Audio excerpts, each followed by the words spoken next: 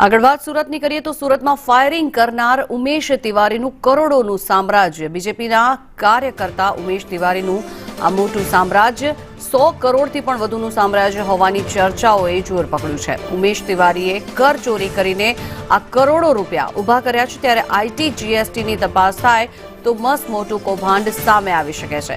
મોટી કર ચોરી બહાર આવવાની પણ સંભાવનાઓ જોવામાં આવી રહી છે. ત્યારે ઉમેશ તિવારીનું કરોડોનું રોકાણ હોવાની પણ ચર્ચાઓ ચર્ચાઈ રહી છે.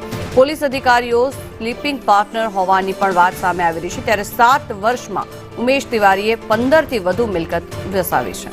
વધુ માહિતી મેળવીએ સંવાદદાતા આઝમ સાલે જોડાયા છે આપણી સાથે. આઝમ, જણાવશો આ ઉમેશ તિવારીનું મસ્ત મોટું કૌભાંડ સામે આવે તેવી શક્યતાઓ જોવામાં આવી રહી છે. શું તપાસ હાથ ધરવામાં આવી રહી છે? માલિક એવા ઉમેશ તિવારીએ ડીજેના ડાન્સ દરમિયાન કરેલા ફાયરિંગમાં 2 લોકોને ઈજા થઈ હતી અને સમગ્ર પ્રકરણ દિલ્હી પોલીસે છુપાવવાનો પ્રયાસ કર્યો હતો.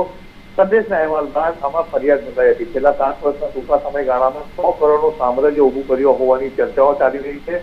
7 વર્ષમાં તેણે 15થી વધુ મિલકત પણ વસાવી છે અને અનેક પ્રોજેક્ટમાં રોકાણ કર્યું હોવાનું કહેવાય રહ્યું છે.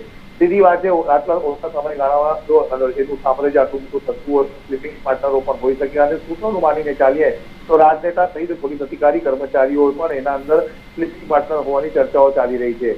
મહત્વની વાત છે કે જો આના અંદર ઇન્કમટેક્સ જીએસટી દ્વારા તપાસ કરવામાં આવે તો મોટી કર ચોરી બહાર આવવાની પણ શક્યતાઓ સેવાઈ રહી છે. પાકા બિલના બદલે 50% વેપાર કાચામાં જ કરતો હોવાની પણ ચર્ચાઓ ચાલી રહી છે. જી, આભાર આઝમ સમગ્ર માહિતી બદલ.